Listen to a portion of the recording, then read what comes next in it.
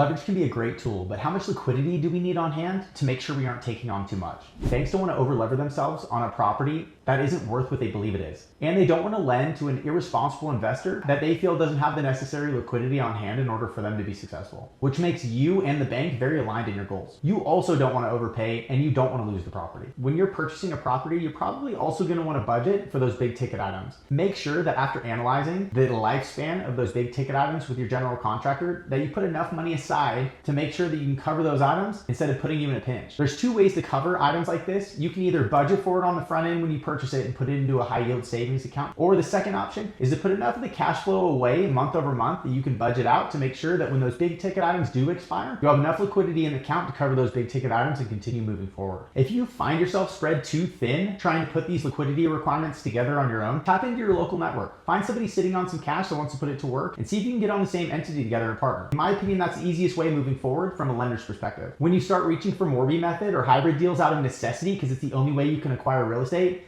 I mean, you got to do what you got to do. But at the same time, if that's your only way to get through, you have a rough road ahead of you.